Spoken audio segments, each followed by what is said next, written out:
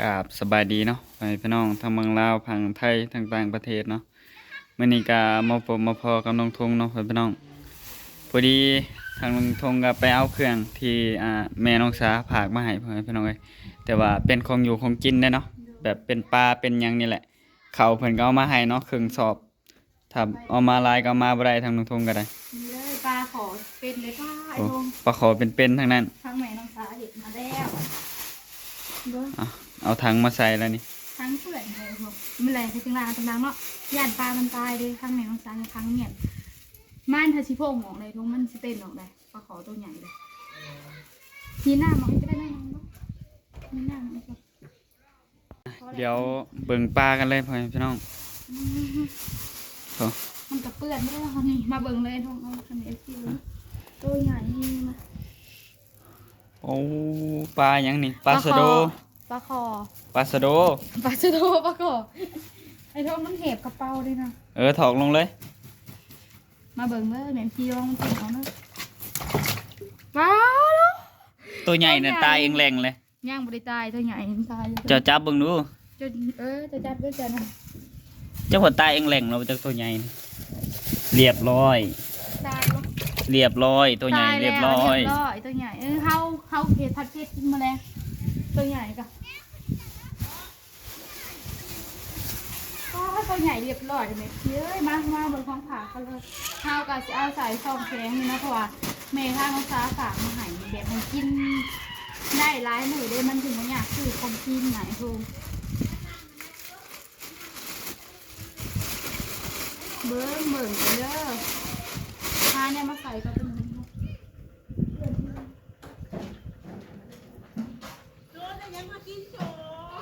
ควรจะดีพอ ยังนะ เคอ๋อมะกล้วย เจ้าอยากได้แม่ย่ายแบบนี้เนาะ เอาเวลา ดีแท้ เอาสบายดีเวลา นี่ มาแต่ใช้นี่คือบ่เห็นถือรถที่มาโอ้โห ดีตรงนี้เด็กดี อ่า ไปกี่ บักเขือทนเอาผสม ห่อสมอีกบาทนี่ เจ้าคือได้แม่ย่ายดีแท้ อันนี้กะมันแซงพอเขาจะพูด2 โลกับ60,000เลย ฮะมันยังก็ มันแซง ปลา เสร็จหวานกิน มันคนก็เล่าเรื่องมาแล้วคุณมันไป แม่เอาใส่ติ๊บข่าวค่ะดิแล้วคือค่ะอันคือทง เล่ากันเนาะ ป้า สรุปเราช่วยอยู่ดีเลยตรงเมื่อเราส่งของมันทีเดียว ปลาสมปลากะลาอยู่ จิ้มเนี่ยบอกกล้วย อันนี้หัวหอยนี่เลยอู้ ปลาคือ หัว อะไร หอยตามกิน ปลาผม เบิด ยัง นี่หอยจูบ เรากล้าแบบว่าเราบำรุงลูกเคยเราเลยนะ เอาใส่นี่ไว้เลยค่ะ เบิดแล้วบ่น่ะ เบิดแล้วปลาแล้ว เข้าบ่นะฮะ แม่ มันโบโต้บอกบ่หนักค่ะ บอส บ่เอาซ่อนกันได้ตัวมัดน่ะอยู่ข้างใน ใส่ช่องแข็งไว้เลยปลาสมมาไปใส่ที่นี่ก่อน บ้านนางคงดีย้าย บ่สิแบ่งให้แม่ย่าพร้อมได้น้องสาวเพิ่น นี่เลยปลาสม ที่ไม่รู้ อั ว่าน นี้ก็ปลาสม ที่ปากนิดหน่อย อันนี้ปลาขยงแกงกินเสื้อคอยมักกินอะไรอยู่บ้านอันนี้ก็ปลาสมอันนี้ปลา ปลายังอันนี้ แสดงว่าเรา ปลากดอันนี้ฮะ อีกลายมือหนูทงสิริกัน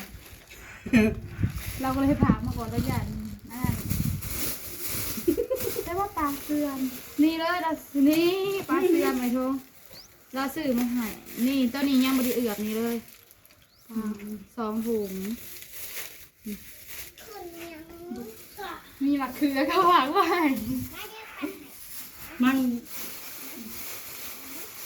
หัวหอยเชอรี่จ้าเอ้ยสาวสิกินเลยขอให้กินตามทุกมือเลยนะก่อน จักถุงอันน่ะ 5 ทง ปู อ๋อ แท้ๆมันไล่กว่านี้แล้วเอาไปขายนะเพราะว่าเรายันขอยกินบุบดแล้ว เจ้าไม่เอ้ยเจ้าบ่ฮู้หรอกเขากินลายแท้อย่างนี้ แล้วก็เราบอกเอาใส่ซองแข็งไว้ปลานะ แม่เฒ่าผากมายันทั้งน้องทงเลี้ยงบ่ไหว ขอกินลายเลย ยันรู้จักว่าบอก นี่เผ็ดหวาน แม่น มันทอด ยันทั้งน้องทงอันเลี้ยงน้องสาวบ่ไหวเนาะเพิ่นกินหลาย ยันคาจ่อยบอก เบิ่ง แม่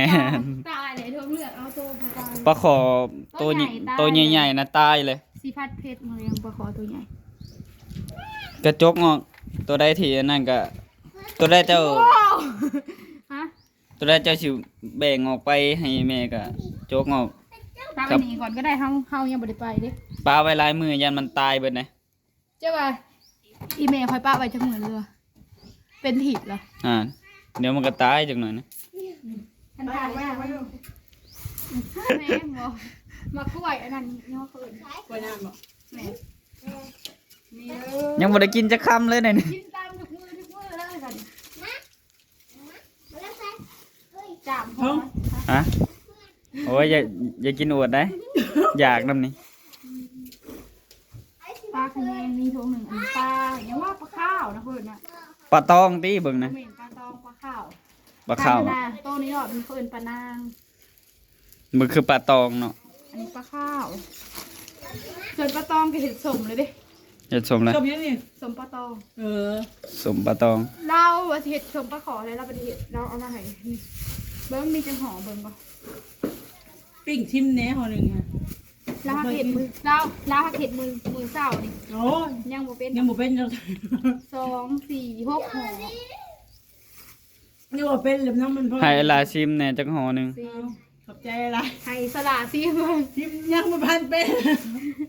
ปิ่งกินกา ก็ แฟ เจ้ากับปลาไว้ เท่ที่บอกเท่าที่แบบบ่พ้นดอกมือนี้จะไปกัน บ่เบิดดอกบ่เหลือดอก บ่เหลือ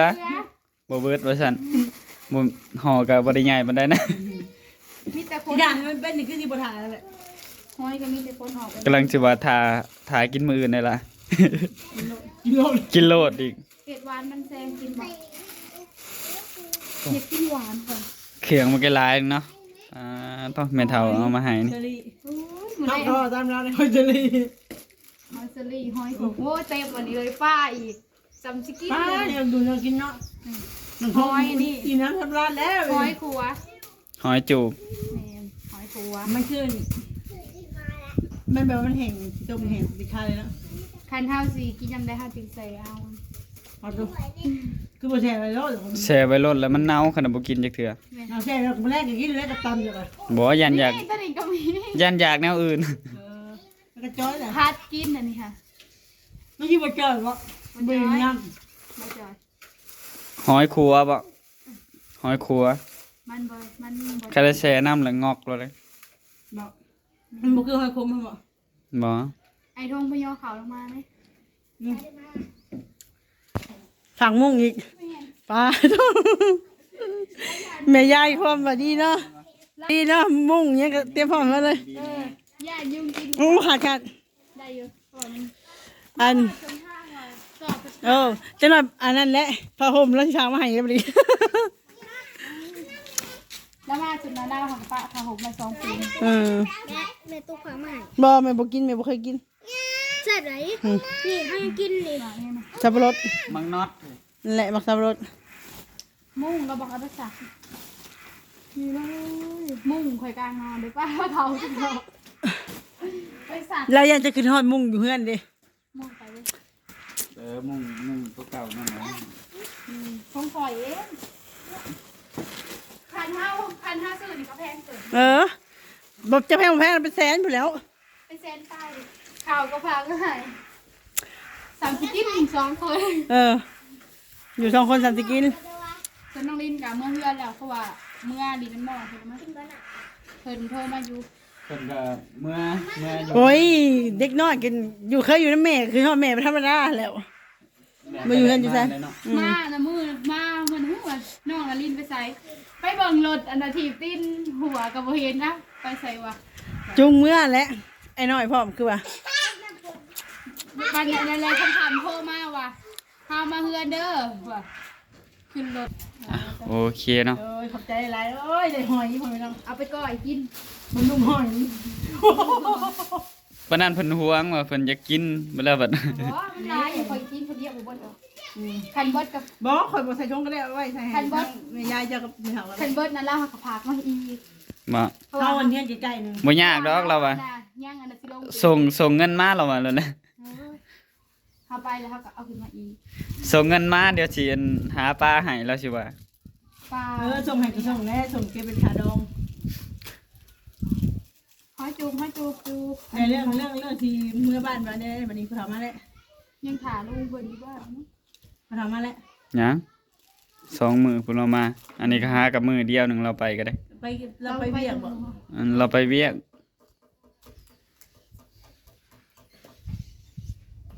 อ่ะโอเคน้องสาวเพิ่นสิจกปลาขอมาแบ่งให้ทางย่าเนาะทางแม่น้องทงนั่นแหละ โอ้ยตกใจ ซะเลย อยู่นิ่งๆนะลูกแม่นี่เลยปลาขอต้ม ตัวบักใหญ่บ่โอ้ทงยางก็ปิ้วไปละบาด แบ่งกันนี่แหละคนละเล็กกันอ้อยน้อยทงเนาะ อันนี้แบ่งไปใช้ให้แม่บ่ตัวนี้ โดยเอาไปให้เราแจว3ตัวโตใหญ่2ตัวตัวน้อยตัวหนึงแบ่งกัน แล้วก็อย่างอื่นอีกเนาะมันมีอย่างอื่นนํไม่เท่าได้ซะบัดนี้ เดี๋ยวเป็นนึง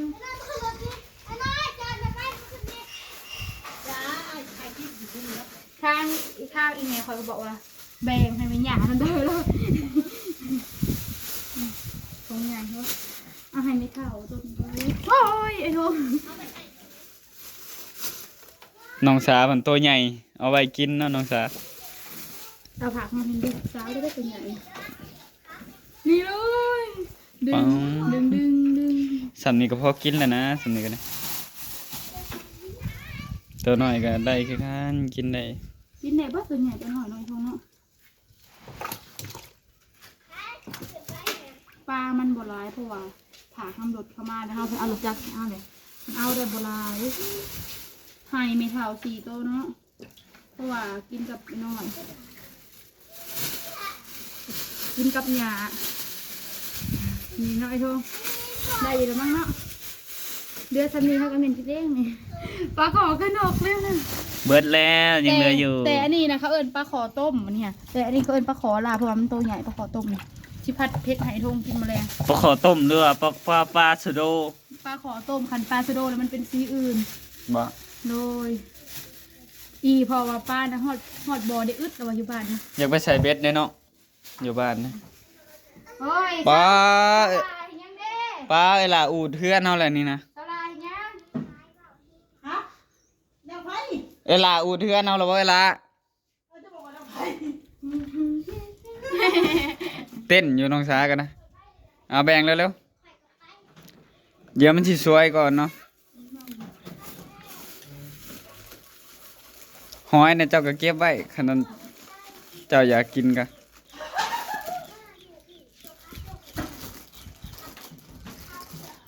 ป้านี่เราก็หยุดมากเลยลายเถอะเพราะว่าเราว่าเราคิดว่า50ไปเลยแบ่ง ตัวนี้ แบ่งเอา แบ่งออกบ่หรือว่าจังได๋ แบ่งออกปันกันคนละเล็กละน้อย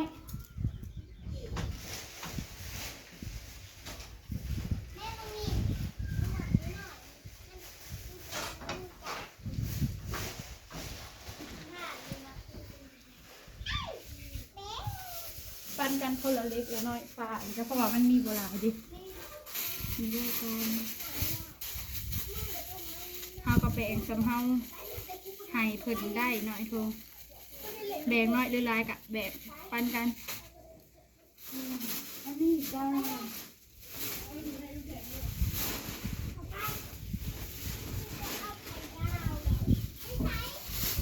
อันนี้คงไม่เท่าเนาะ4 โตคงไม่เท่าที่นำไปเพราะว่าบางทีเราอาจจะแบ่งให้ไม่เท่านั่นแหละปลานี่ไม่เท่าพอสมไม่เท่าคือพอสมกับน้อยหนึ่งกับปันกันคนละห่อนั่นเนาะให้ไม่เท่าเนาะห่อหนึ่งนี่เลยเอากระสีแดงเป็นขูดกันนี้ไปเลยเอาเสร็จเลยอันนี้คงไม่เท่า5 ถุง ออกจังได้ดิว่าออกแบบนี่แล้วกันอ่ะต่อ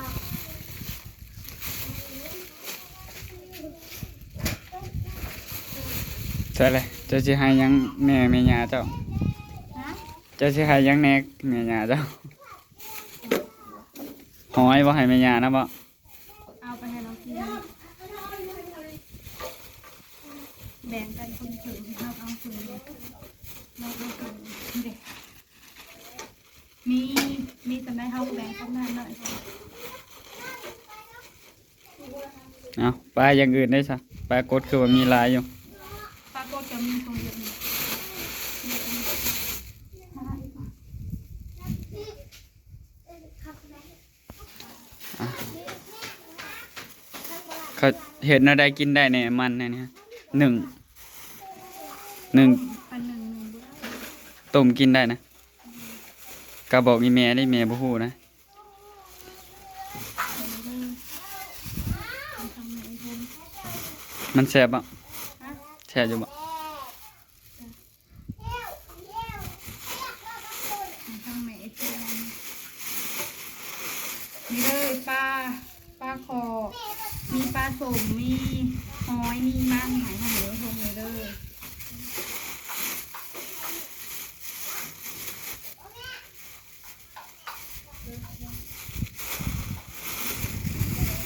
มันได้แบ่งให้ไหมถามนะมัน เอ้าคือว่าสิไปเฮ็ดกิน สิไปเห็ดกินอยู่ตัวถามดูเบิร์ดสันนี่แหละห่อสมได้ละ แล้วแต่เอาไว้กินก็เอาไว้ เอาแบ่งปลาให้เรา แบ่งปลาให้แม่เฒ่าเจ้าก็พอให้แม่ย่าเจ้านะบ่ผิด ตัวใดที่เจ้าอยากแบ่งออกเบิ่งอีกดูมีแนวแบ่งออกอยู่บ่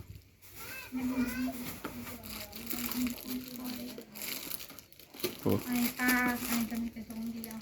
บันท้วงอะเอาเขาตัวไว้เมื่อไรก็เอาขึ้นมาอีกจริงๆไปหาปลาในบ่อ เบิดแล้วบ่ อืม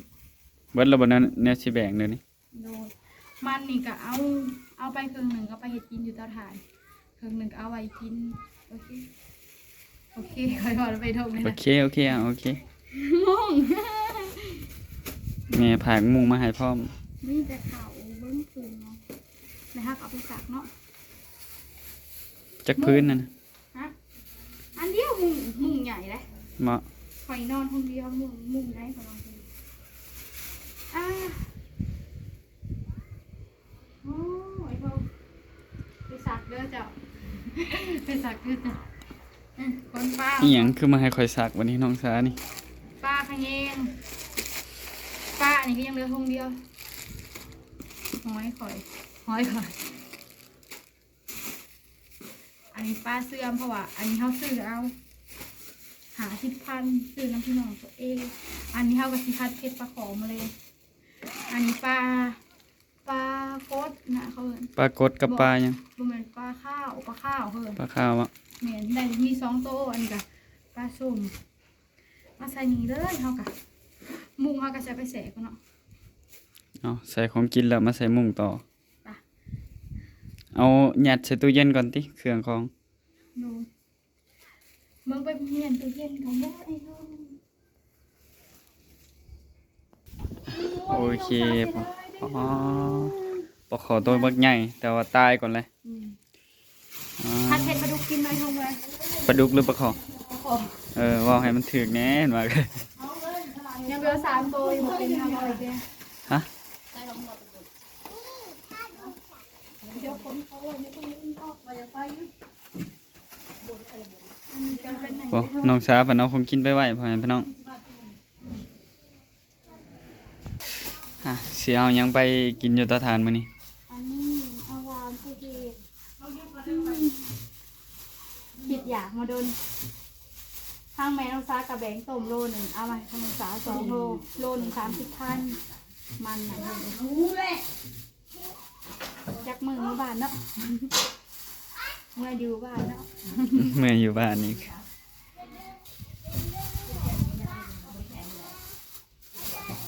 ข้าวบ่อยายกินข้าวเลยเนาะ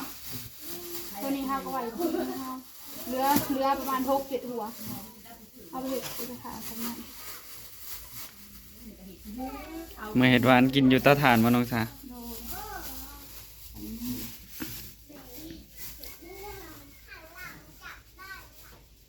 ถือว่าหลายแนวเนาะทางแม่เฒ่ามาให้พ่อแม่พี่น้อง ถ้าน้องซากับแบงค์เป็นยังไงกันนี่ อ่ะ มั โอน เค มีหอยมีปลาของปลาขอบอะไรกัน ปลาสม4อย่างไปนี่